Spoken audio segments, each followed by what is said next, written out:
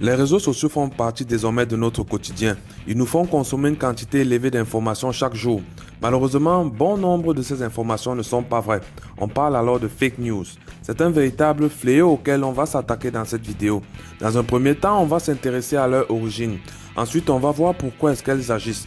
À la fin de la vidéo, je vais vous donner 3 astuces pour les identifier et distinguer une fake news d'une information vraie. À tout de suite. Nos attitudes et décisions affectent incontestablement notre devenir. Dans cette chaîne, nous partageons à travers des exemples certaines leçons visant à améliorer notre compréhension de nous-mêmes et de la société. Le but est que chacun acquiert des connaissances lui permettant de prendre les bonnes décisions pour atteindre ses objectifs.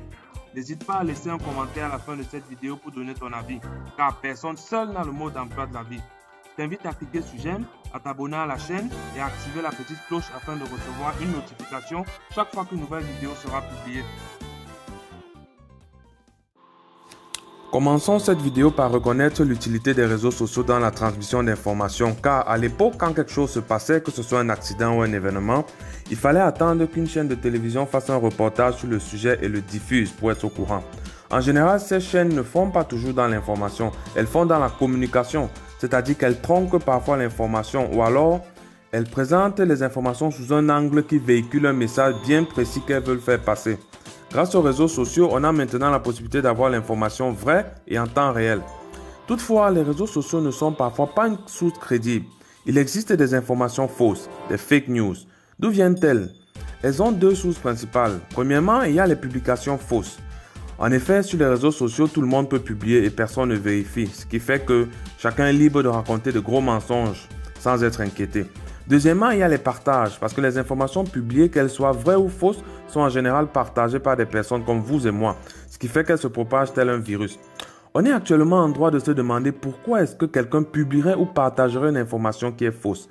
J'ai pu identifier 3 raisons qui sont en fait les causes de l'existence des fake news.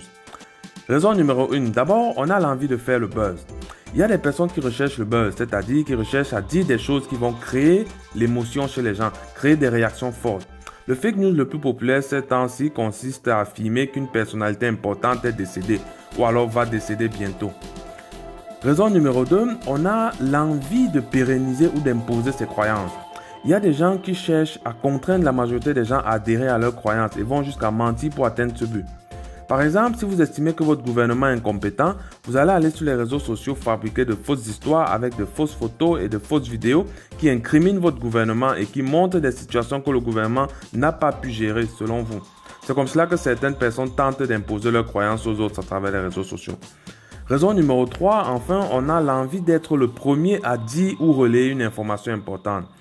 Souvent, lorsqu'une information nouvelle et très importante existe, encore en fait sous forme de rumeur, certaines personnes qui veulent en fait avoir la primeur de l'information se précipitent sur les réseaux sociaux pour la publier parce qu'ils veulent tout simplement être les premiers à divulguer ce genre d'information. Souvent, l'information qui était en fait une rumeur s'avère être fausse par la suite. Vous voyez. Donc, à cause des 3 raisons que je viens de présenter, le volume des fake news sur les réseaux sociaux est exagérément élevé, ce qui conduit souvent à des conséquences graves pour ceux qui se laissent tromper par ces informations erronées. Il est évident qu'il est dès lors vital de savoir comment distinguer une vraie information d'une fausse pour éviter de tomber dans le piège. J'ai préparé donc pour vous 3 astuces pour y parvenir. Numéro 1, vérifier la crédibilité de l'auteur de l'information. Il y a des médias sérieux qui ont une renommée et qui sont crédibles. Les informations qu'ils relaient sur leur site et leur page web peuvent être dignes de foi. À l'opposé, il y a aussi des blagueurs qui sont connus et qui ont la renommée de ne diffuser que des fake news. Il faut savoir donc les identifier et donner peu de crédit aux informations qui proviennent des pages et des sites des personnes que vous avez identifiées comme des blagueurs qui cherchent juste le buzz.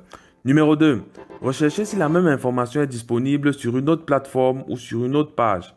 En lisant une information, recherchez sur d'autres sites si vous êtes capable en fait de retrouver la même information. Demandez-vous, est-ce que quelqu'un d'autre en parle? Si oui, cela pourra en fait augmenter la crédibilité de cette information. Mais attention, vous pouvez aussi tomber sur une autre page qui en parle simplement parce qu'elle l'a prise sur la même page que vous et l'a simplement partagée. Numéro 3, sachez identifier les marqueurs de fake news. Dans les publications, il y a des indicateurs qui peuvent vous mettre la puce à l'oreille et vous faire soupçonner le fake. Par exemple, On a l'émotion dans le discours. Une publication pleine d'émotions est généralement fausse ou alors est généralement inutilement amplifiée par le narrateur qui souhaite passer un autre message. On a aussi les qualificatifs de prise de position, les jugements. En effet, une information vraie se doit d'être froide, sans état d'âme, sans préjugés. Elle doit simplement restituer des faits. On a enfin les messages qui véhiculent une information directement en accord avec une position radicale ou une rumeur qui fait la une dans la société au moment où l'information est véhiculée. Par exemple, si dans un pays, il y a une rumeur qui stipule qu'il y a une tribu qui prépare un coup d'État pour prendre le pouvoir, alors si vous tombez sur des publications qui confirment directement cette rumeur, faites attention. Ça peut être un fake news, juste publié pour répandre la rumeur. Voilà donc mes 3 astuces. Pour conclure cette vidéo, je dirais d'abord que si vous n'êtes pas sûr d'une information, évitez de la partager. Ça, c'est très important. Aussi, il faut bien comprendre que les astuces que je viens de présenter ne permettent pas de valider si une information est vraie ou fausse. Elles vous donnent simplement quelques éléments pour porter un regard critique sur les informations qui vous parviennent. Ceci vous évitera d'être des relais passifs et naïfs des fake news sur les réseaux sociaux. J'espère que cette vidéo contribuera à stopper la propagation des fake news et permettra de réduire les conséquences désastreuses de ce fléau dans notre société. Merci de l'avoir suivi. Abonnez-vous à ma chaîne et laissez un commentaire. À bientôt.